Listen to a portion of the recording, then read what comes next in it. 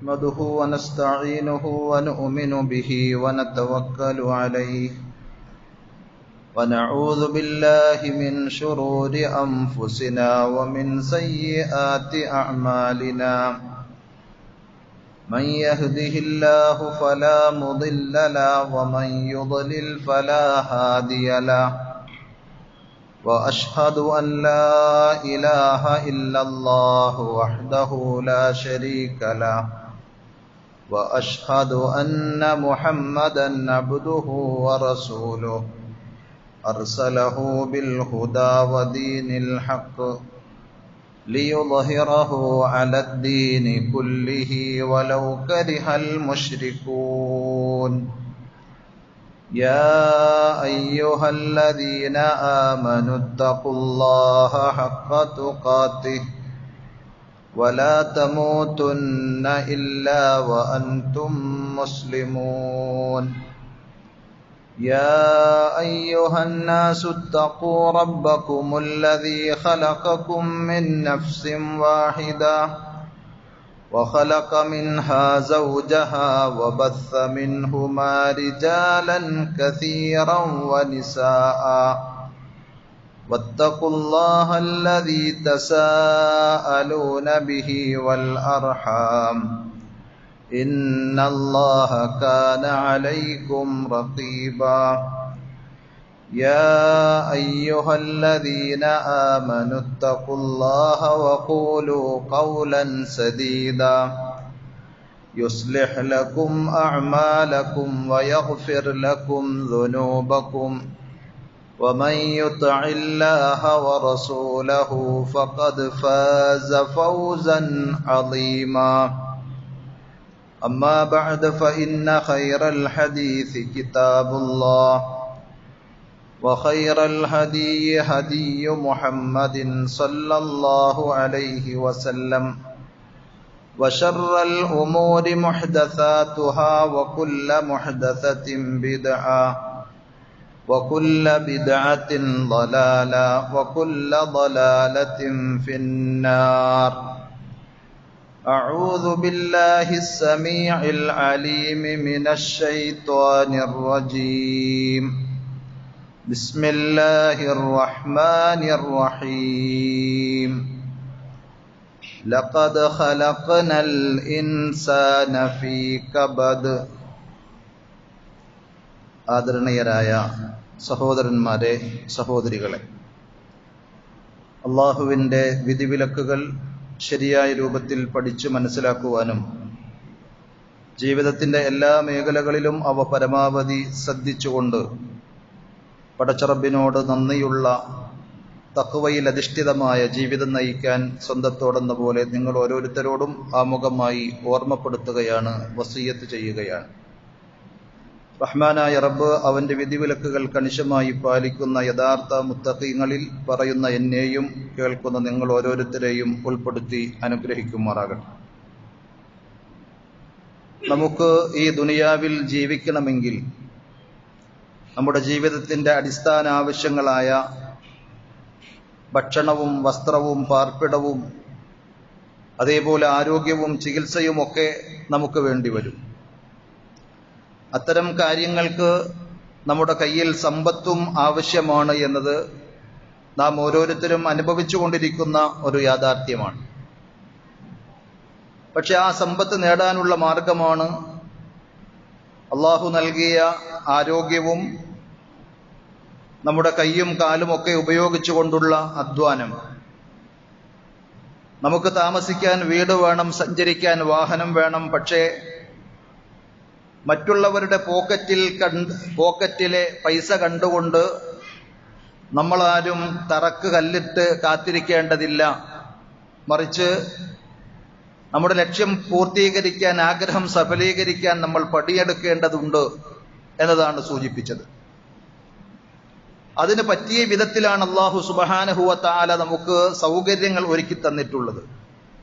നാം ജീവിക്കുന്ന ഭൂമിയെ നമുക്ക് വാസയോഗ്യമാക്കി തന്ന പടച്ചറബ് സഞ്ചരിക്കുവാനും അധ്വാനിക്കുവാനും പറ്റുന്ന പാകത്തിൽ അതിനെ ക്രമീകരിച്ചു. നമ്മുടെ ശരീരത്തെയും അതിൻ്റെ ഘടനയെയും അള്ളാഹു സംവിധാനിച്ചതും അങ്ങനെ തന്നെയാണ്.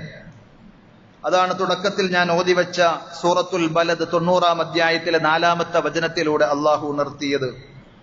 ലഖദ് ഖലഖനൽ ഇൻസാന ഫീ കബദ്, തീർച്ചയായും മനുഷ്യനെ ക്ലേശം സഹിച്ച് അധ്വാനിക്കേണ്ടുന്ന പ്രകൃതത്തിലാണ് നാം സൃഷ്ടിച്ചത്. ഫീ ഷിദ്ദത്തിൻ വത്വലബി മഈഷ, ഏതൊരു മേഖലയിൽ നമുക്ക് പുരോഗതിയും വിജയവും ആവശ്യമുണ്ടോ ആ മേഖലയിൽ നമ്മൾ കഠിനാധ്വാനം ചെയ്യേണ്ടതുണ്ട്. വത്വലബി മഈഷ, നമ്മുടെ മഈഷത്ത് തേടിപ്പിടിക്കുന്നതിലും നമ്മൾ അധ്വാനിക്കേണ്ടതുണ്ട്, കഷ്ടപ്പെടേണ്ടതുണ്ട് എന്നാണ് ആ ആയത്ത് ഉദ്ധരിച്ചുകൊണ്ട് ഇബ്നു കസീർ റഹ്മത്തുള്ളാഹി അലൈഹി സൂചിപ്പിച്ചത്. ഭൂമിയെ സംബന്ധിച്ച് പറഞ്ഞപ്പോൾ പടച്ച റബ്ബ് ചെയ്ത വലിയ അനുഗ്രഹമാക്കി അള്ളാഹു നമുക്ക് പറഞ്ഞു തന്നു. ഹുവല്ലദീ ജഅല ലക്കുമുൽ അർള ദലൂല, ഭൂമിയെ നിങ്ങൾക്ക് പാകപ്പെട്ട രീതിയിൽ, നിങ്ങൾക്ക് വിധേയമായ രീതിയിൽ അള്ളാഹു ആക്കി തന്നിരിക്കുന്നു. ഫംശൂ ഫീ മനാകിബിഹ, അതിന്റെ വഴികളിലൂടെ നിങ്ങൾ സഞ്ചരിച്ചു കൊള്ളുക. വകുലൂ മിൻ റിസ്ഖിഹി, പടച്ച റബ്ബ് നിങ്ങൾക്ക് നൽകിയിട്ടുള്ള റിസ്ക് തേടിപ്പിടിക്കുകയും നിങ്ങൾ ഭക്ഷിക്കുകയും ചെയ്തു കൊള്ളുക. വഇലൈഹിൻ നുശൂർ, അവനിലേക്കാണ് നിങ്ങളുടെ മടക്കം. 67-ാം അധ്യായം സൂറത്ത് മുൽക്കിലെ 15-ാമത്തെ വചനത്തിൽ അള്ളാഹു ആ പറഞ്ഞ കാര്യത്തെ പണ്ഡിതന്മാർ പ്രത്യേകം ഉണർത്തിയത്, ഭൂമിയിലൂടെ നിങ്ങൾ സഞ്ചരിച്ചു കൊള്ളുക എന്ന് പറഞ്ഞാൽ ഐ ലിത്വലബി റിസ്ഖി വൽ മകാസിബ്, നിങ്ങളുടെ തൊഴിലന്വേഷിച്ചുകൊണ്ടും ഉപജീവനത്തിന് ആവശ്യമായ വഴികൾ തേടിപ്പിടിക്കുന്നതിനും സഞ്ചരിക്കുവാൻ പറ്റുന്ന രൂപത്തിൽ ഭൂമിയെ നിങ്ങൾക്ക് വിധേയമാക്കി തന്നിരിക്കുന്നു. അപ്പൊ നമ്മുടെ ശരീരഘടനയും ഭൂമിയും ഒക്കെ അള്ളാഹു ക്രമീകരിച്ചത് നമുക്ക് യാത്ര ചെയ്യുവാനും ജോലി ചെയ്യുവാനും അതുവഴി സമ്പാദിക്കുവാനും ഒക്കെ പറ്റുന്ന രീതിയിലാണ്. അതിൽ നിന്നൊക്കെ വ്യത്യസ്തമായി ചില ആളുകൾ യാചനയും കൈനീട്ടലും ഒക്കെ സ്വീകരിക്കുന്നുവെങ്കിൽ ഇസ്ലാം അത് അങ്ങേയറ്റം നിരുത്സാഹപ്പെടുത്തിയ, ഒരിക്കലും പ്രോത്സാഹിപ്പിച്ചിട്ടില്ലാത്ത സംഗതിയാണ് എന്നുള്ളത് കൂടി നമ്മൾ മനസ്സിലാക്കേണ്ടതുണ്ട്. വായ്പയായിട്ട് പോലും ഒരാളോടൊരു കാര്യം ചോദിക്കുക എന്നത് ഇസ്ലാം പ്രോത്സാഹിപ്പിച്ച സംഗതിയല്ല. അതുകൊണ്ട് തന്നെ നബി സല്ലല്ലാഹു അലൈഹി വസല്ലമയോട് ഇല്ലായ്മയും പ്രയാസങ്ങളും പറഞ്ഞു വന്ന പല ആളുകളോടും നബി സല്ലല്ലാഹു അലൈഹി വസല്ലം നിർദ്ദേശിച്ചു കൊടുത്തത് നിങ്ങളിൽ ഒരാൾ തന്റെ ഒരു കയറെടുക്കുകയും സുമ്മ യഅതിൽ ജബൽ, എന്നിട്ട് ഏതെങ്കിലും മലകൾ കയറി പോവുകയും ഫയഅതി ബിഹുസ്മതിൻ മിൻ ഹതബ് അലാ ളഹ്രിഹി ഫയബീഉഹ, അങ്ങനെ മലയിൽ പോയി വിറക് വെട്ടി ആ കയറിൽ കെട്ടുകളാക്കി കൊണ്ടുവന്ന് തന്റെ മുതുകിൽ അത് ചുമന്നു കൊണ്ടുവന്ന് ഫയബീഉഹ, അത് ആളുകൾക്ക് വിറ്റ് അങ്ങനെ അല്ലാഹു സുബ്ഹാനഹു വ തആല അയാൾക്ക് നൽകുന്ന ആ സമ്പാദ്യത്തിലൂടെ ഫയകുഫല്ലാഹ ബിഹാ വജ്ഹഹു, അയാളുടെ മുഖത്തെ അഥവാ അഭിമാനത്തെ സംരക്ഷിക്കുവാൻ അതിലൂടെ സാധിച്ചാൽ അതാണ് ഖൈറുൻ ലഹു, അയാൾക്ക് ഏറ്റവും ഉത്തമമായിട്ടുള്ളത്. മിൻ അൻ യസ്അല അന്നാസ അഅതൗഹു ഔ മനഉഹു, ജനങ്ങളോട് കൈനീട്ടുന്നതിനേക്കാൾ അവർ തരട്ടെ തരാതിരിക്കട്ടെ. അപ്പൊ ഏതെങ്കിലും ഒക്കെ നമ്മുടെ ആവശ്യങ്ങൾ പറഞ്ഞ ആളുകളോട് അതിനെ സംബന്ധിച്ച് വിശദീകരിച്ച് കൈകൾ നീട്ടി യാചിക്കുന്നതിനേക്കാൾ നല്ലത്, ഒരു ജോലിയും ഒരു പണിയും നിങ്ങൾക്കില്ലെങ്കിൽ ഒരു കയറെടുത്ത് മലയിൽ പോയി അവിടെ നിന്ന് വിറക് വെട്ടി അത് കെട്ടുകളാക്കി നിങ്ങളുടെ മുതുകിൽ വെച്ച് കൊണ്ടുവന്ന് ആളുകൾക്ക് വിറ്റ് അതിലൂടെ നിങ്ങളുടെ അധ്വാനത്തിന്റെ ഫലം അനുഭവിക്കുവാൻ നിങ്ങൾ ശ്രമിച്ചാൽ അതാണ് നിങ്ങൾക്ക് ദുനിയാവിലും ആഖിറത്തിലും ഖൈറായിട്ടുള്ളത്, അന്തസ്സും അഭിമാനവുമുള്ളത് എന്ന് റസൂലുള്ളാഹി സ്വല്ലല്ലാഹു അലൈഹി വസല്ലം പഠിപ്പിക്കുകയാണ്. ഇന്ന് നാം ലോകത്തെ മൊത്തത്തിൽ പരിശോധിച്ചാൽ, നമ്മുടെ മഹാരാജ്യത്തെ ഒന്ന് വിലയിരുത്തിയാൽ നമുക്ക് മനസ്സിലാക്കുവാൻ സാധിക്കുന്ന ഏറ്റവും വലിയ ഒരു വെല്ലുവിളിയാണ്, പ്രതിസന്ധിയാണ് തൊഴിലില്ലായ്മ എന്നത്. യുവാക്കൾ തൊഴിലന്വേഷിച്ച് വിദ്യാസമ്പന്നരായ ആളുകൾ പോലും നമ്മുടെ നാട്ടിൽ നിന്ന് മറ്റു രാജ്യങ്ങളിലേക്ക് പലായനം ചെയ്യുകയാണ്, നാട് വിട്ടുപോവുകയാണ്. അതേപോലെ ജോലിയില്ലാത്തതിന്റെ പേരിൽ ചെയ്തു വന്നിരുന്ന ജോലികൾ നഷ്ടപ്പെട്ടതിന്റെ പേരിൽ ആത്മഹത്യ ചെയ്യുന്നവരുടെയും എണ്ണം ഓരോ രാജ്യങ്ങളുടെയും കണക്കുകൾ നമ്മൾ പരിശോധിച്ചാൽ കുറവല്ല. എന്തുകൊണ്ട് അങ്ങനെ സംഭവിക്കുന്നു എന്ന് ചോദിച്ചാൽ, തൊഴിലില്ലായ്മ എന്നത് ഒന്നുകിൽ ചെയ്തു വന്നിരുന്ന ജോലി നഷ്ടമായതിന്റെ പേരിൽ, ചിലപ്പോൾ ചെയ്തു വന്ന ജോലിയുടെ സാധ്യതകൾ ഇല്ലാതെ വരുമ്പോൾ കുറെ ആളുകളെ കമ്പനികൾ പിരിച്ചുവിടും. അതല്ലെങ്കിൽ ഉള്ള ജോലിക്ക് അയാൾ ക്വാളിഫൈഡ് അല്ല എന്ന് കാണുമ്പോൾ തീർച്ചയായും അയാളുടെ മുമ്പിൽ തൊഴിലവസരങ്ങൾ നിഷേധിക്കപ്പെടുകയാണ്. രണ്ടാമത്തെ ഒന്ന്, ജോലിയുണ്ട്, പക്ഷേ ആ ഉള്ള ജോലി എടുക്കാൻ എന്റെ സ്റ്റാറ്റസ് അനുവദിക്കുന്നില്ല എന്ന ഒരു ഈഗോ മനസ്സിൽ വരുമ്പോൾ ആ ജോലിയൊന്നും ഞാൻ എടുക്കേണ്ടവനല്ല എന്ന് പറഞ്ഞ് മാറി നിൽക്കുമ്പോഴും സമൂഹത്തിൽ തൊഴിലില്ലായ്മ അധികരിക്കുകയാണ്. ഏത് തൊഴിലാണ് എങ്കിലും അത് മാന്യതയുള്ള സംഗതിയായി കണ്ടുകൊണ്ട് തൊഴിൽ സ്വീകരിക്കുക എന്നത് ഒരു വിശ്വാസിയെ സംബന്ധിച്ചിടത്തോളം ഇസ്ലാം പ്രോത്സാഹിപ്പിച്ച സംഗതിയാണ്.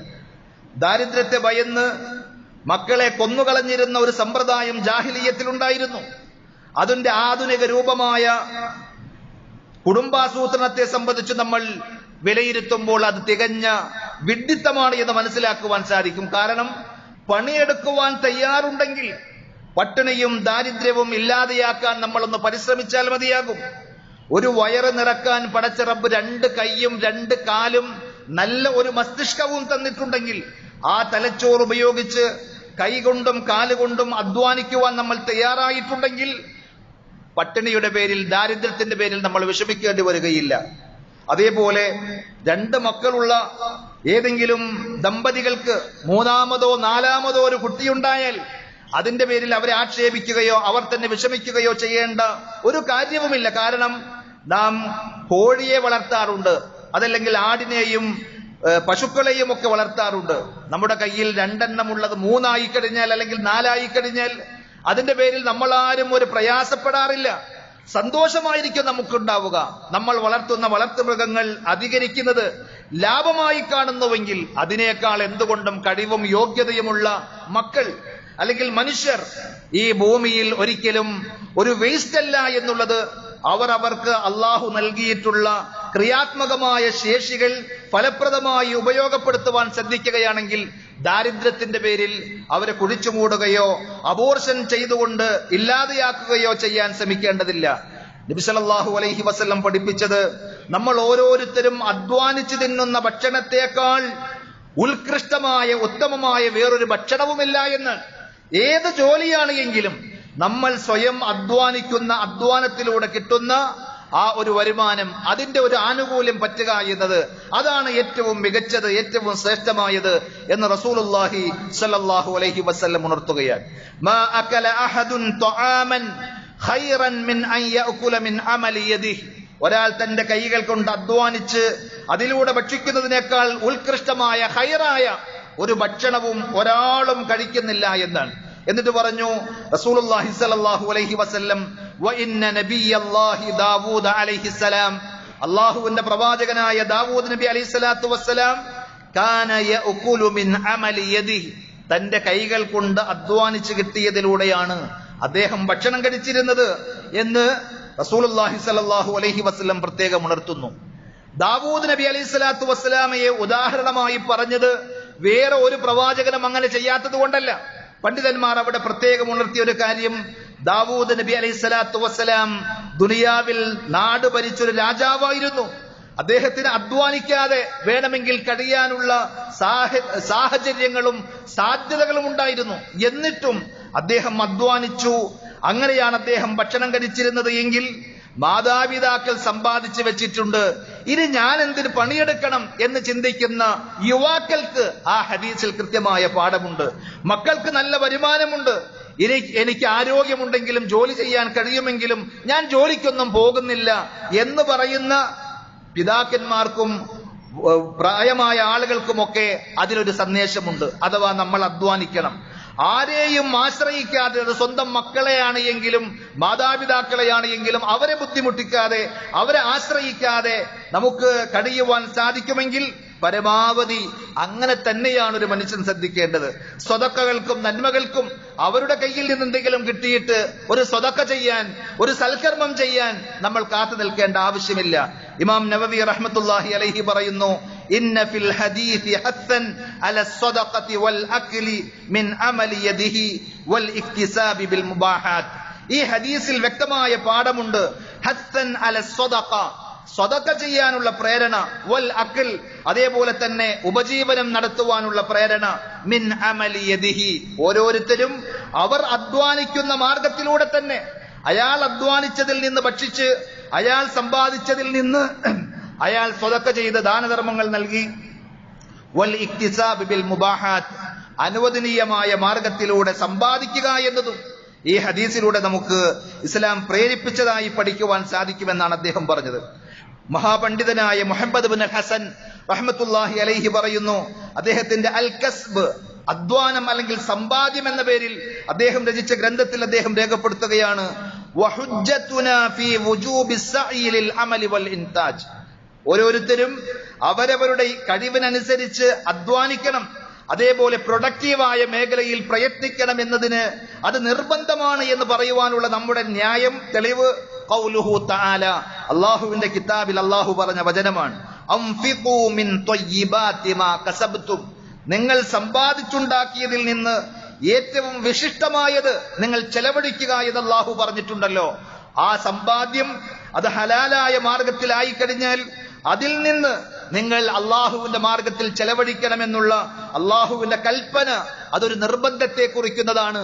അതിനാൽ ആ മാർഗത്തിൽ പ്രയത്നിക്കുക എന്നത് കേവലം അനുവദനീയം എന്നതിനേക്കാൾ നിർബന്ധമായൊരു സംഗതിയാണ് എന്നാണ് മുഹമ്മദ് ബിൻ അൽ ഹസൻ റഹ്മത്തുള്ളാഹി അലൈഹി രേഖപ്പെടുത്തിയത്. ഇന്ന ജോലി അതേ ഞാൻ ചെയ്യുകയുള്ളൂ എന്ന് നമുക്ക് പറഞ്ഞു ഒഴിഞ്ഞ് നിൽക്കേണ്ട കാര്യമില്ല. ഹലാലായ ഏത് ജോലിയാണ് എങ്കിലും ഒരു മനുഷ്യനെ സംബന്ധിച്ചിടത്തോളം, ഒരു വിശ്വാസിയെ സംബന്ധിച്ചിടത്തോളം അത് അയാൾക്ക് അന്തസ്സാണ്, അഭിമാനമാണ്. നബിമാർ ചെയ്ത ജോലികൾ ചരിത്രം പരിശോധിച്ചാൽ നമുക്ക് കാണുവാൻ സാധിക്കും. പക്ഷേ അതിൽ മിക്ക ജോലികളും ഇന്ന് പല ആളുകളും അയിത്തം കൽപ്പിച്ച് താഴ്ന്ന ജോലികളായി മുദ്രകുത്തി മാറ്റിവെക്കുന്നതാണ് എന്നതാണ് അത്ഭുതകരമായൊരു സംഗതി. മഹാനായ നൂഹ് നബി അലൈഹി സ്വലാത്തു വസ്സലാമിയെ സംബന്ധിച്ച് ചരിത്രത്തിൽ നമുക്ക് കാണുവാൻ സാധിക്കും. അദ്ദേഹം മരപ്പണി ചെയ്ത, നമ്മുടെ ഭാഷയിൽ പറഞ്ഞാൽ ആശാരിപ്പണി ചെയ്ത ആളായിരുന്നു.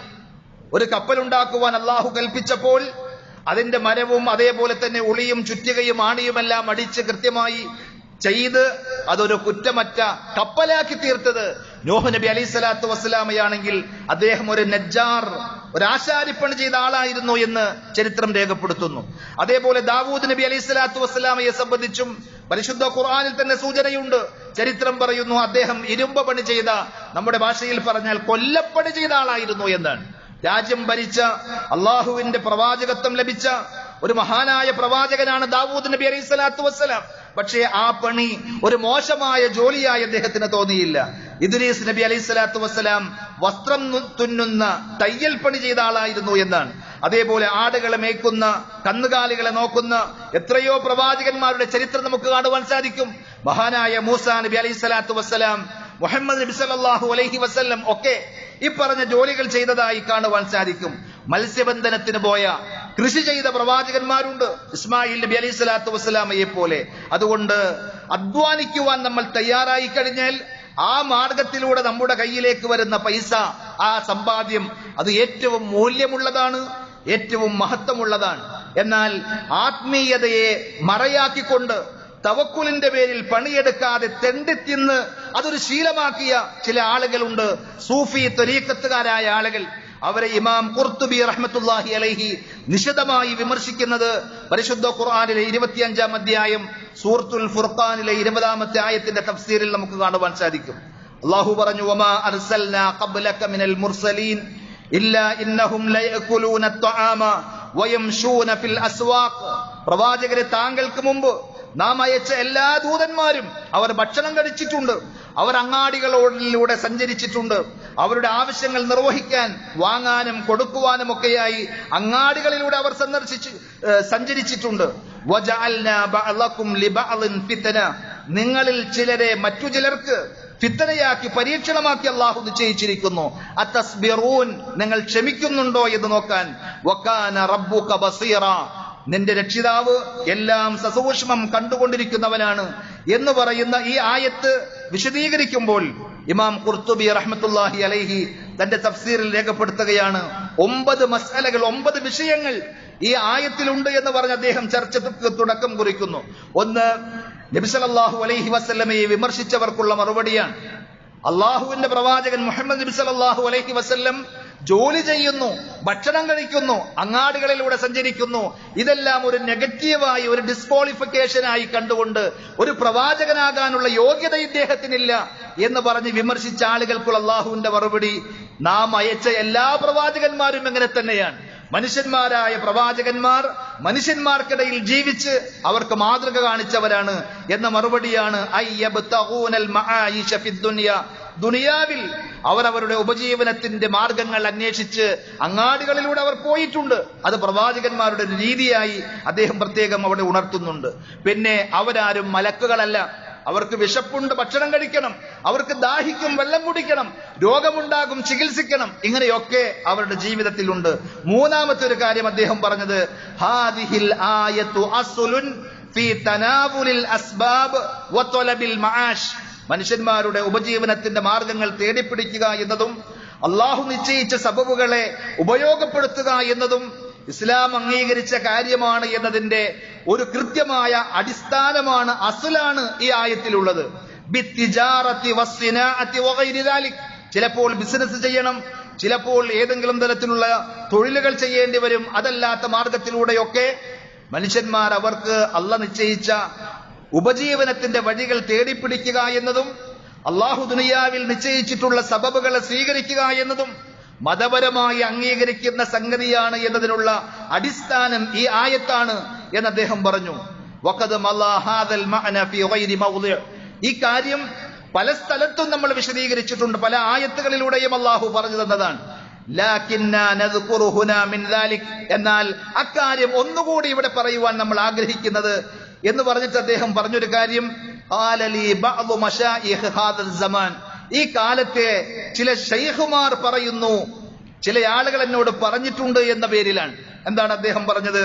തവക്കുലിന്റെ പേരിൽ നമ്മൾ എന്തിന് അധ്വാനിക്കണം, നമ്മൾ എന്തിന് ജോലി ചെയ്യണം, നമ്മൾ എന്തിന് ബിസിനസ് നടത്തണം, നമുക്കൊക്കെ അള്ളാഹു നിശ്ചയിച്ചത് നമ്മുടെ കൈകളിലേക്ക് വരും എന്നിങ്ങനെ തവക്കുലിനെ തെറ്റിദ്ധരിപ്പിച്ചുകൊണ്ട്, തെറ്റായി വ്യാഖ്യാനിച്ചുകൊണ്ട് ചില ആളുകൾ പറയുന്നു എന്ന് പറഞ്ഞിട്ട് അദ്ദേഹം കൊടുക്കുന്ന മറുപടി ഫൽ അജബൽ അജബ്, ഏറ്റവും വലിയ അത്ഭുതകരം, ആശ്ചര്യകരം എന്ന് പറയട്ടെ, പടച്ചറബിലെല്ലാം തവക്കുലാക്കി ഞാൻ ആരെയും ഒന്നിനെയും ആശ്രയിക്കുന്നില്ല, ഒന്നുമായും ബന്ധപ്പെടുന്നില്ല എന്ന് പറയുന്ന ആളുകളുടെ കാര്യത്തിലാണ് ഏറ്റവും വലിയ അത്ഭുതം തോന്നുന്നത്.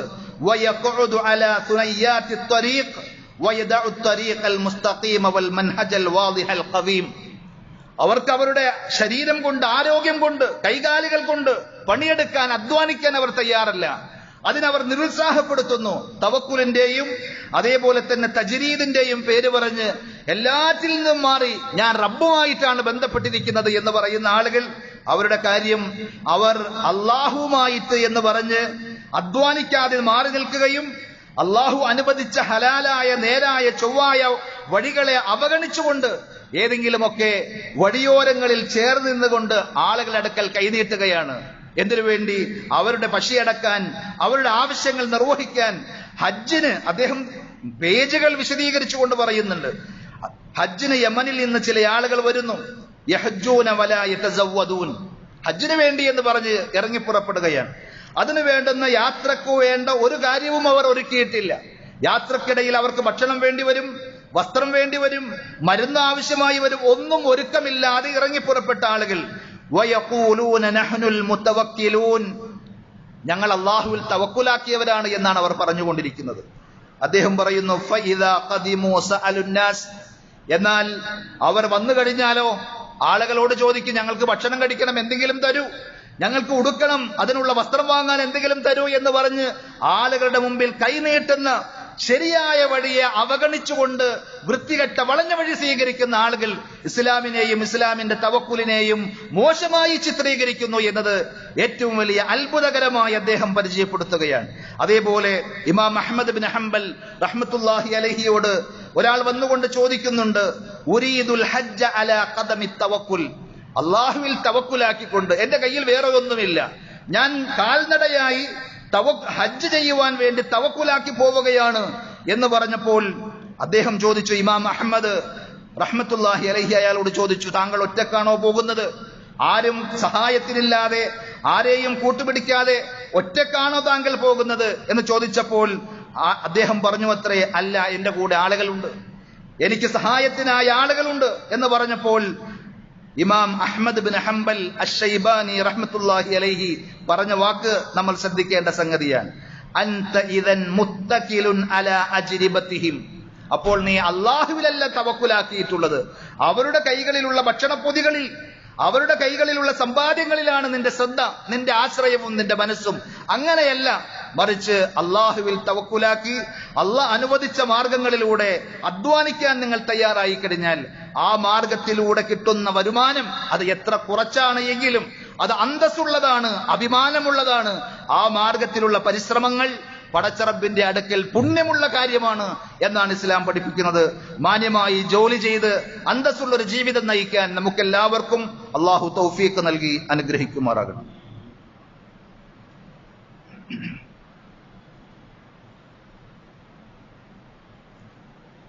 അൽഹംദുലില്ലാഹി റബ്ബിൽ ആലമീൻ വസ്സലാത്തു വസ്സലാമു അലാ അഷ്റഫിൽ അംബിയാഇ വൽ മുർസലീൻ നബിയിനാ മുഹമ്മദിൻ വഅലാ ആലിഹി വഅസ്ഹാബിഹി വസല്ലമ തസ്ലീമൻ കസീറാ. യാ അയ്യുഹല്ലദീന ആമനു തഖുല്ലാഹ ഹഖ്ക തുഖാതിഹി വലാ തമൂതുന്ന ഇല്ലാ വഅൻതും മുസ്ലിമൂൻ. സ്നേഹമുള്ള സഹോദരന്മാരെ, സഹോദരികളെ, അള്ളാഹുവിന്റെ വിധിവിലക്കുകൾ ജീവിതത്തിന്റെ എല്ലാ മേഖലകളിലും പരമാവധി സൂക്ഷിക്കണമെന്ന് ഒരിക്കൽ കൂടി ഉണർത്തുകയാണ്. റഹ്മാനായ റബ്ബ് നമുക്കെല്ലാവർക്കും അതിനുള്ള തൗഫീഖ് പ്രദാനം ചെയ്യുമാറാകട്ടെ. നമ്മുടെ കീഴിൽ ജോലി ചെയ്യുന്ന തൊഴിലാളികളുണ്ടെങ്കിൽ നമുക്ക് ചില ഹക്കുകൾ അവരോടുണ്ട്. തൊഴിലിന്റെ മഹത്വം നമ്മൾ മനസ്സിലാക്കി ജോലി ചെയ്യാതെ മടിപിടിച്ചിരിക്കുന്ന രീതി ഇസ്ലാമികമല്ല എന്ന് നമ്മൾ തിരിച്ചറിഞ്ഞു. ഇനി അങ്ങനെയുള്ള ഏതെങ്കിലും തൊഴിലാളികൾ, അത് ഏത് ജോലിയാണ് എങ്കിൽ, നമ്മുടെ കീഴിൽ ഒരാൾ ജോലി ചെയ്യുന്നു എങ്കിൽ അയാളോട് നമുക്ക് ചില ഹക്കുകളുണ്ട്. അതിലേറ്റവും പ്രധാനപ്പെട്ട ഒന്ന്, അയാളുടെ അധ്വാനത്തിന്റെ വേതനം അയാൾക്ക് ഒരു വീഴ്ചയും കൂടാതെ കൊടുക്കുക എന്നതാണ്. നബി സല്ലല്ലാഹു അലൈഹി വസല്ലം പറഞ്ഞു, സലാസത്തുൻ അന ഹസ്മുഹും.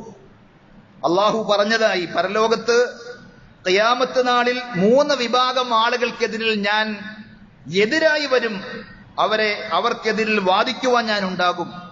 വമൻ കുൻതു ഹസ്മുഹു ഹസംതുഹു യൗമൽ ഖിയാമ. ഞാൻ ആർക്കെങ്കിലും എതിരിൽ നിന്നുകൊണ്ട് വാദിച്ചാലോ ഞാൻ അയാളെ പരാജയപ്പെടുത്തി കളയും എന്നാണ് അള്ളാഹു പറഞ്ഞത്. എന്നിട്ട് അതിൽ ഒന്ന് പറഞ്ഞത്, റജുലുൻ ഇസ്തഅജറ അജീറ.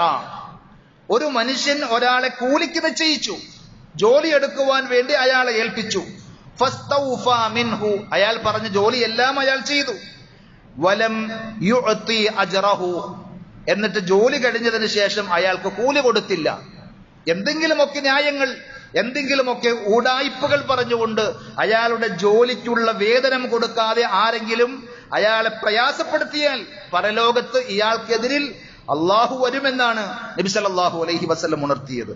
എന്നാൽ സാധാരണയായി നമ്മൾ കേൾക്കാറുള്ള ഒരു ഹദീസുണ്ട്, അഅ്തുൽ അജീറ അജ്റഹു ഖബ്ല അൻ യജിഫ അറഖഹു. ജോലി ചെയ്ത ആളുടെ വിയർപ്പ് വറ്റുന്നതിന് മുമ്പ് അയാളുടെ കൂലി കൊടുക്കണം എന്ന് പറയുന്ന ഹദീസ്, നേരത്തെ പറഞ്ഞ ഹദീസിന്റെ ആശയമാണ് എന്നുള്ള നിലയിൽ അതിനെ നമുക്ക് അംഗീകരിക്കാമെങ്കിലും ആ ഹദീസിന്റെ പരമ്പരയിൽ ദുർബലതയുണ്ട് എന്ന് ഹദീസ് പണ്ഡിതന്മാർ ഉണർത്തിയ ഒരു സംഗതിയാണ്. മറ്റൊന്ന്, അവരുടെ പ്രയാസങ്ങൾ കണ്ടറിയുവാൻ നമുക്ക് സാധിക്കണം. തൊഴിൽ ദാതാക്കൾ എന്നുള്ള നിലയിൽ നമ്മൾ നമ്മുടെ കീഴിൽ ജോലി ചെയ്യുന്ന ആളുകളുടെ പ്രയാസങ്ങൾ, ചിലപ്പോൾ അയാളുടെ മക്കൾക്ക് അല്ലെങ്കിൽ ഭാര്യയ്ക്ക് വീട്ടിൽ രോഗങ്ങൾ ഉണ്ടാകാം, പ്രയാസങ്ങൾ ഉണ്ടാകാം.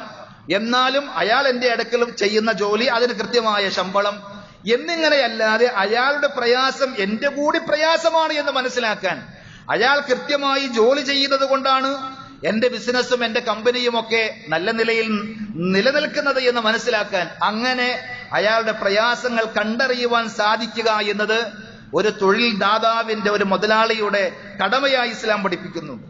മൂന്നാമതായി, അയാൾക്ക് ഭാരമുള്ള ജോലികൾ ഏൽപ്പിച്ചു കൊടുത്താൽ അതിൽ സഹായിക്കാൻ, അയാൾക്കൊരു ഇളവ് കൊടുക്കാൻ, പ്രത്യേകിച്ച് നല്ല ചൂടുള്ള ഇപ്പോഴത്തെ കാലാവസ്ഥയിൽ അവരുടെ സമയമൊന്ന് ക്രമീകരിക്കാൻ, അവർക്കൊന്ന് ഇളവ് കൊടുക്കാൻ ഒക്കെ ശ്രദ്ധിക്കുക എന്നത് മതം പഠിപ്പിച്ചൊരു മാതൃകയാണ്. വേറൊരു മതത്തിലും വേറൊരു പ്രത്യയശാസ്ത്രത്തിലും ഇല്ലാത്ത അമൂല്യമായ നിർദ്ദേശങ്ങളാണ് ഇസ്ലാം തൊഴിലും തൊഴിലാളികളുമായി ബന്ധപ്പെട്ട് നൽകുന്നത് എന്ന് നമുക്ക് കാണുവാൻ സാധിക്കും. ഇനി നമ്മൾ മറ്റുള്ളവർക്ക് ജോലി ചെയ്യുന്ന തൊഴിലാളികളാണെങ്കിൽ അവിടെയും നമ്മുടെ തൊഴിൽ ദാതാക്കളോട്, മുതലാളിമാരോട് ചില ഹക്കുകളുണ്ട്. അതിലൊന്ന് ആത്മാർത്ഥതയുണ്ടായിരിക്കുക എന്നാണ്. നമ്മൾ ചെയ്യുന്ന പണിയിൽ നമുക്കൊരു ആത്മാർത്ഥത, ഇഖ്ലാസ് ഉണ്ടായിരിക്കണം. ചതിയും വഞ്ചനയുമില്ലാതെ നസീഹത്തുണ്ടായിരിക്കണം. ആ തൊഴിലിനോടും ആ സ്ഥാപനത്തോടും ആ തൊഴിൽ ദാതാവിനോടുമൊക്കെ ഒരു ഗുണകാംക്ഷ ഉണ്ടാകണം.